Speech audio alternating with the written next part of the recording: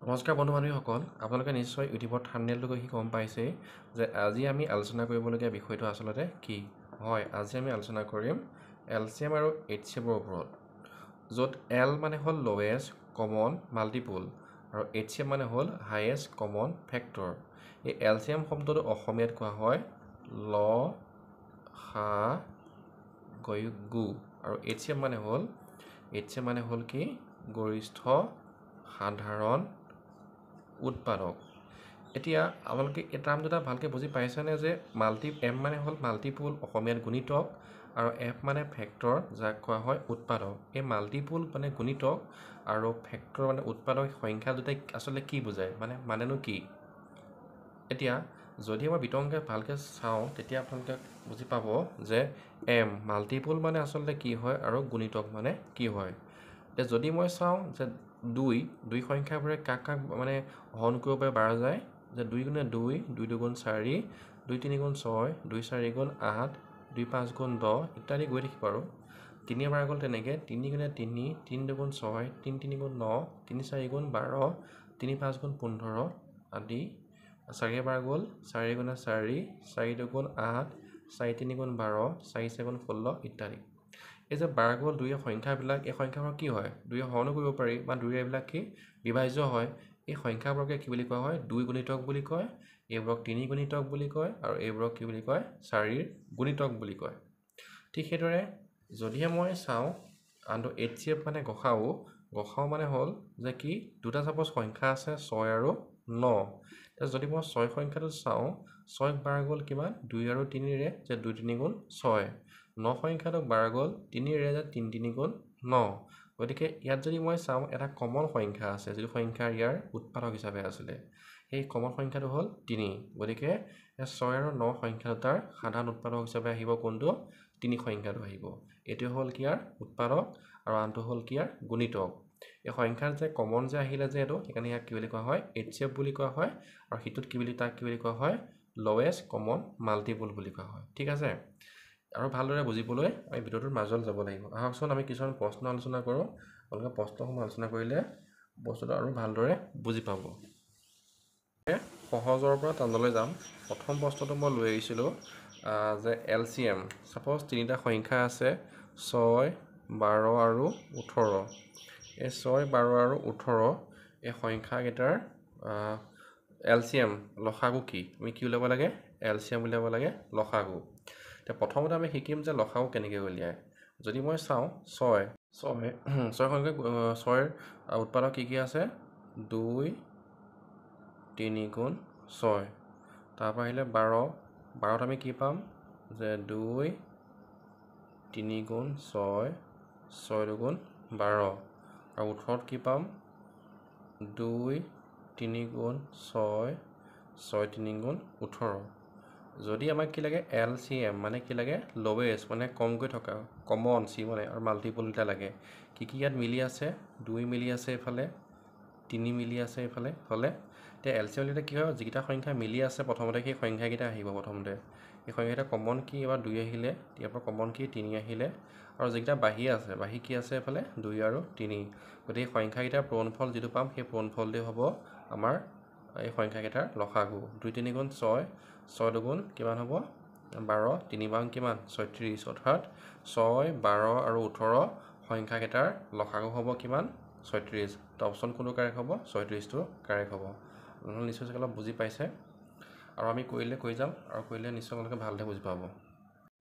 এতিয়া প্ৰশ্নটো আছে what is the HCF of 18 and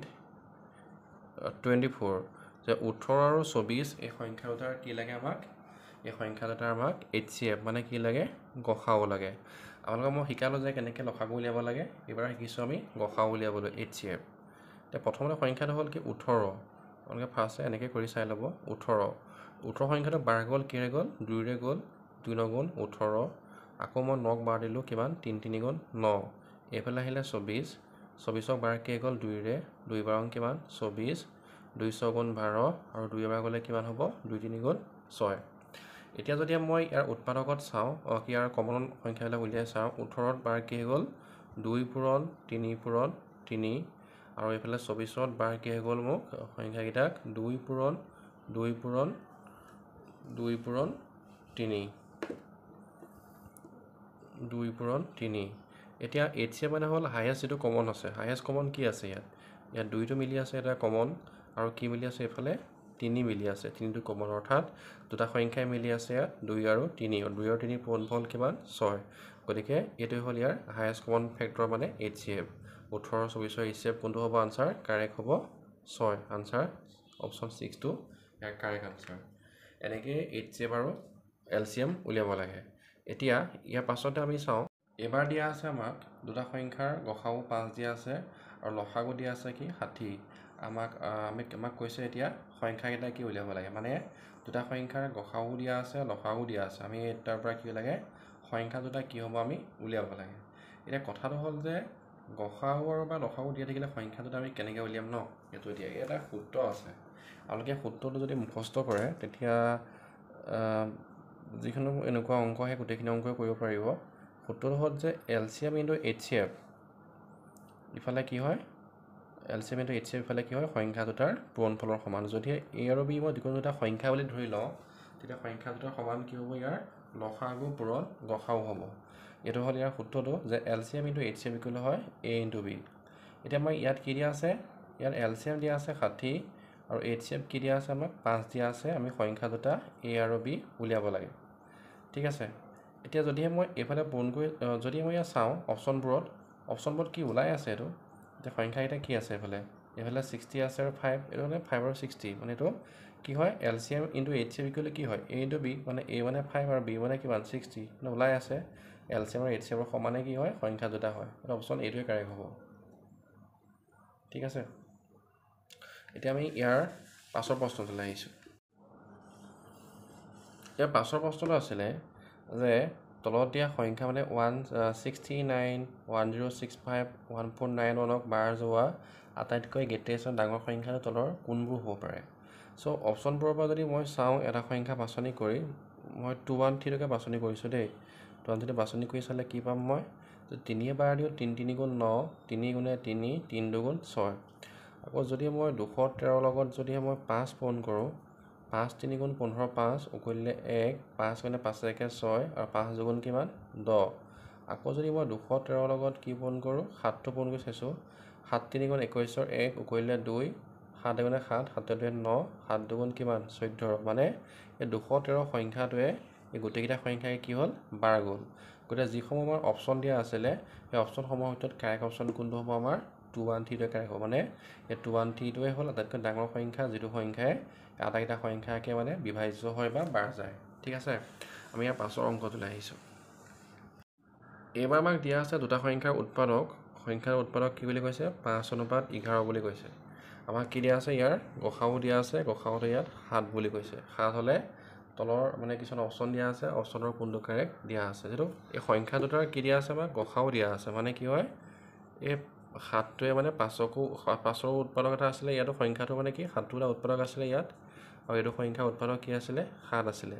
গতিকে এই সংখ্যা দুটা যদি পূৰণ কৰি চাওঁ 5 7 গুণ কি 35 হ'ব আৰু 7 একাং কি হ'ব 77 গতিকে অপশ্যনটো হ'ব 35 আৰু 77টোৱে কাৰেক্ট হ'ব মানে 7 সংখ্যাটো কি দুইটা সংখ্যাৰ উৎপাদক মানে যিটো সংখ্যাৰ 5 উৎপাদক আছিলে তাতো 7 উৎপাদক আছিলে আৰু যিটো সংখ্যা 11টা আছিলে তাৰো কি আছিলে 7টো তাতো উৎপাদক হিচাপে আছিলে গতিকে 7 5 গুণ 35 আৰু 7 একাং কিমান 77 এই সংখ্যা দুটাৰ উৎপাদক কি হ'ল 7টো হ'লনে মানে সাধাৰণ উৎপাদক 7টো হ'লনে গতিকে সেই সংখ্যা দুটা কি হ'ব 35 আৰু 77 হ'ব এতিয়া আমাক অপশ্যনত কিছুমান সংখ্যা দিয়া আছে এই সংখ্যাবোৰে যেতিয়া আমি হৰণ কৰোঁ হৰণ কৰিলে কি হয় সংখ্যাটো হৰণ কৰিলে আমাৰ 70ত কি থাকি যায় 1 বাকী থাকি যায় আৰু 50ত কি বাকী থাকি যায় 4 বাকী থাকি যায় তেতিয়াহ'লে তলৰ মানে যিটো অপশ্যন দিয়া আছে সেই অপশ্যনকেইটাৰ কোনটো সংখ্যাৰে এই দুটা সংখ্যা বিভাজ্য হ'ব বা বাৰ যাব আমাক কৈছে যে সংখ্যাটোৱে কি হ'ল যেতিয়া 70ক হৰণ কৰোঁ তেতিয়া কি 1 বাকী থাকে মানে কি হ'ল সংখ্যাটো তেতিয়া মানে 69ক বাৰ যাব ন সম্পূৰ্ণকৈ আৰু যেতিয়া 50ক হৰণ কৰোঁ হয় সংখ্যাটোৱে তেতিয়া কি হয় তাত 4 বাকী থাকি যায় মানে কি হ'ব সংখ্যাটোৱে 46ক সম্পূৰ্ণকৈ বাৰ যায় এতিয়া যিসমূহ অপশ্যন দিয়া আছিলে সেই অপশ্যনসমূহৰ ভিতৰত যদিহে মই কি কৰোঁ 69 সংখ্যাটো যদিহে মই উৎপাদক বিশ্লেষণ কৰি চাওঁ তেতিয়া 3 বাৰ গ'লে কিমান 3 2 গুণ 6 3 3 গুণ 9 আৰু 46কো মই কৰি চালোঁ কৰিলে কি পাম 2 2 গুণ 4 2 3 গুণ 6 মই দেখিলোঁ যে দুটা সংখ্যাতে কি আছে 23টো উৎপাদক হিচাপে আছে অৰ্থাৎ যেতিয়া 23ৰে যেতিয়া মই 69ক 12 দিওঁ তেতিয়া সম্পূৰ্ণকৈ বিভাজ্য যায় আৰু 23ৰে যেতিয়া মই 46ক 12 দিওঁ তেতিয়া কি হয় সম্পূৰ্ণকৈ বিভাজ্য যায় অৰ্থাৎ অপশ্যনটো কোনটো কাৰেক্ট হ'ব 23টো কাৰেক্ট হ'ব কাৰণ 23ৰে 70ক 12 দিলে কি হ'ব মানে কি হৈ যায় তিনিবাৰ যাব তিনিবাৰ গ'লে 1 বাকী থাকি যাব আৰু 23ৰে 50ক 12 দিলে কি হ'ব 4 বাকী থাকি যাব গতিকে অপশ্যনটো কাৰেক্ট কোনটো হ'ব 23টো হ'ব প্ৰশ্নটো হ'ল দুটা সংখ্যাৰ কি দিয়া আছে উৎপাদক দিয়া আছে যে সংখ্যা দুটাৰ উৎপাদক হ'ল কিমান 2:3 আৰু সেই সংখ্যা দুটাৰ লসাগু আৰু গসাগুৰ পূৰণফল কি বুলি কৈছে আমাক 296 বুলি কৈছে আমি এতিয়া সংখ্যাকেইটা উলিয়াব লাগে এতিয়া কথাটো হ'ল যে আমি পাইছিলোঁ অলপ দেৰি আগতে যে LCM HCF আৰু সংখ্যা দুটা থাকিলে তাৰ এটা ফৰ্মুলা আছিলে ফৰ্মুলাটো কি আছিলে LCM × HCF ইকুৱেল কি হয় সংখ্যা দুটাৰ পূৰণফল যদি ইয়াত মই ধৰোঁ সংখ্যা দুটা A আৰু B বুলি তেতিয়া হ'ব A কি হ'ব A × B এইটো ফৰ্মুলা আছিলে আমাক কৈছে যে দুটা সংখ্যাৰ অনুপাত 2:3 মানে 2:3 বুলি কৈছে আৰু কি কৈছে আমাৰ সংখ্যা দুটাৰ লসাগু আৰু গসাগুৰ পূৰণফল কিমান কৈছে 294 বুলি দিছে মানে লসাগু আৰু গসাগুৰ পূৰণফল দিছে আৰু আমাক কৈছিলে যে সংখ্যা দুটাৰ অনুপাত দুটা কি হয় 2:3 ধৰা হ'ল এটা সংখ্যা হ'ল 2x আনটো সংখ্যা হ'ল কিমান 3x গতিকে ইয়াৰ পূৰণফলটো হ'ল কিমান 294 2x × 3x কৰিলে কিমান 2 3 গুণ 6 x পূৰণ কৰিলে কি হ'ব x স্কোৱাৰ এতিয়া এইফালে কি হ'ব 6টো এইফালে কি কৰা আছে পূৰণ কৰা আছে গতিকে 6টো এইফালে কি হ'ব 6টো মই ওপৰত কৰিছোঁ দেই 6টো এইফালে কি হ'ব হৰণ কৰিব লাগিব বা 294 / 6 এইফালে থাকি গ'ল কি x স্কোৱাৰ 6 বাৰ গ'ল 6 কিমান বাৰ যাব 6 4 গুণ 24 তাত থাকিলে 5 আৰু 4 6 9 গুণ কিমান 54 এতিয়া সংখ্যাটো কি হ'ল 49 আৰু এইফালে কি আছে x স্কোৱাৰ আছে x স্কোৱাৰ সংখ্যাটো কি সংখ্যা বৰ্গ সংখ্যা 49 বৰ্গ হয়নে হয় কাৰণ 7 দুটা পূৰণ কৰিলে কি পাওঁ আমি 49 পাওঁ মানে 7 7 গুণ কিমান 49 গতিকে x ৰ মানটো কিমান হৈ যাব এতিয়া x ৰ মানটো হৈ যাব এতিয়া 7 এতিয়া সংখ্যা দুটা অনুপাত কি দিয়া আছিলে 2:3 দিয়া আছিলে আমি ধৰিছিলোঁ সংখ্যা দুটা কি বুলি 2x আৰু 3x বুলি ধৰিছিলোঁ গতিকে x মানে কিমান পালোঁ 7 মানে 2 পূৰণ 7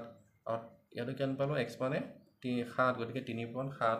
2 7 গুণ হৈ গ'ল 14 আৰু 3 7 গুণ কিমান 21 অৰ্থাৎ সংখ্যা দুটা হ'ব 14 আৰু কিমান 21 ঠিক আছে